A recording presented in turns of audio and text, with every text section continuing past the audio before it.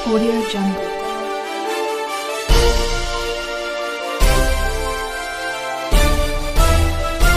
Audio Jungle.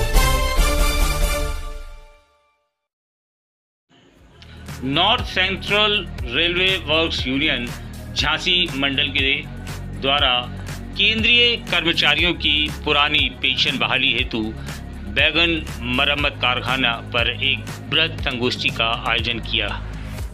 इस अवसर पर NCRWU के केंद्रीय अध्यक्ष RD शर्मा के द्वारा महारानी लक्ष्मीबाई की प्रतिमा पर माल्यार्पण किया गया। इसके बाद उन्होंने कहा कि UPS एक ऊट पटांग पेंशन योजना है।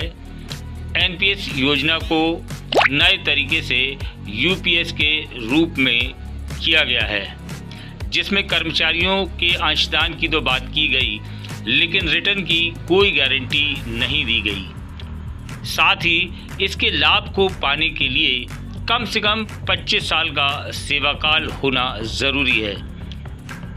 RD शर्मा ने कहा कि UPS कर्मचारियों के लिए एक छलावा है, जिसमें कर्मचारियों की भविष्य निधि का कोई प्रावधान नहीं है। उन्होंने कहा कि UPS NPS से भी ज़्यादा खतरनाक है।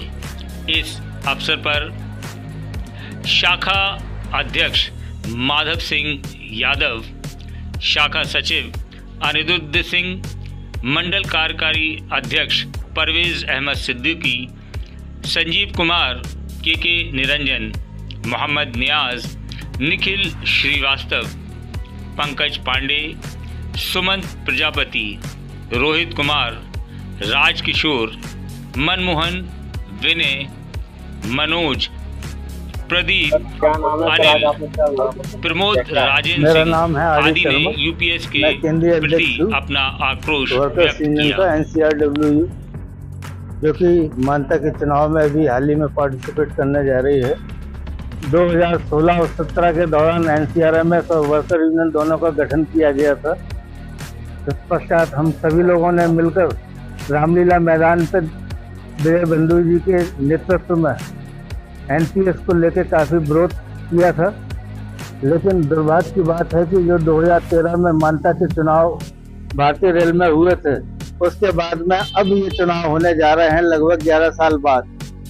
भारत सरकार ने एक पंचवर्षीय योजना मानता के लिए दोनों मानता प्राप्त फेडरेशन और यूनियन को फ्री में दे दी गई है। आपको बताते चले कि 2004 में NPS लाई गई थी, जिसमें AIRF और NFIR दोनों के प्रतिनिधि शामिल थे, और लगभग 20 वर्ष बाद आज UPS लेके आए हैं, जो कि UPS NPS से भी बदतर है। कर्मचारियों के हितों पर सीधा कुठाराघात है।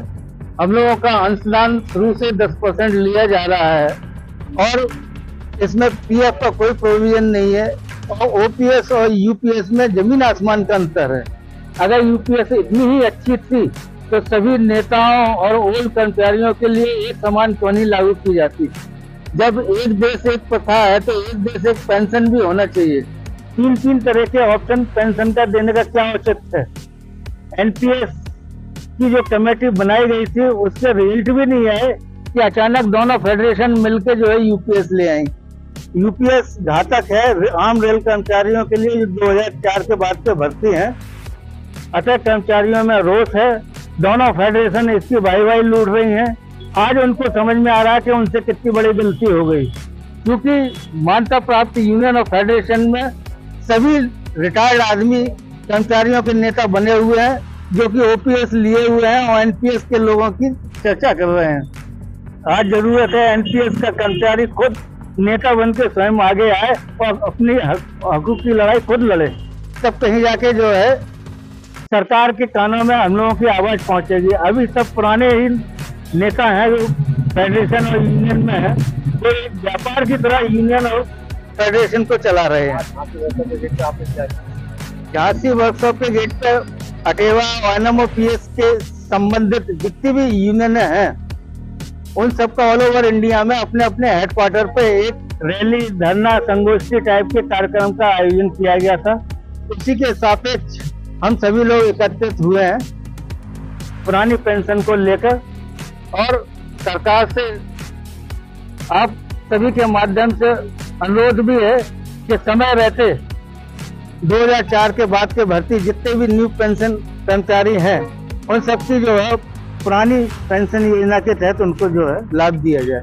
नहीं दिया जाएगा तो आप नहीं दिया जाए तो हम लोग जो है सड़कों पर उतरे हैं, इसका जो है विरोध करेंगे और जो व्यवस्था है जो चली आ रही है भारतीय रेल में